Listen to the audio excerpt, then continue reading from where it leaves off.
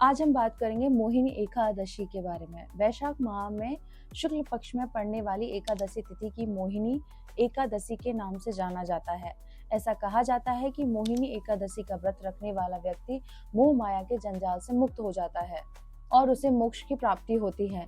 माना जाता है कि इस एकादशी का व्रत करने वालों के कई जन्मों के पाप भी नष्ट हो जाते हैं। में भगवान विष्णु की विशेष पूजा अर्चना की जाती है। क्या आप जानते हैं इस एकादशी का नाम मोहिनी एकादशी क्यों पड़ा?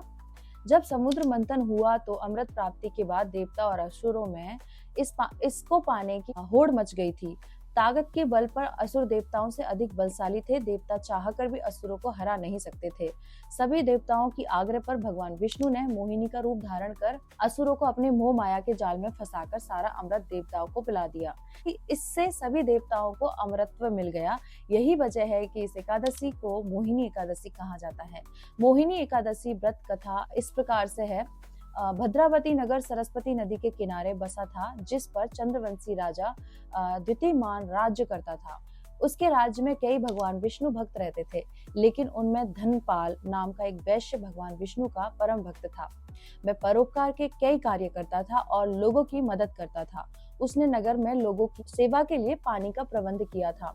राहगीरों के लिए कई पेड़ लगाए थे। उसके 5 बेटे थे, जिनका नाम सुमना, सुदुद्धि, मेधावी, सुकृति और दृष्ट बुद्धि था। इनमें से दृष्ट बुद्धि पापी, अनाचारी, अधर्मी था।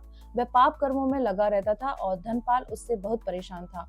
और एक दिन तंग आकर धनपाल ने दृष्ट बुद्धि को घर से निकाल दिया। बेघर और निर्धन होने पर उसके दोस्तों ने भी उसका साथ छोड़ दिया। उसके पास कुछ भी खाने पीने को नहीं था, तो वह चोरी करके अपना गुजारा करने लगा। एक बार उसे राजा ने पकड़ लिया, लेकिन धर्मात्मा पिता की संतान होने के कारण छोड़ दिया।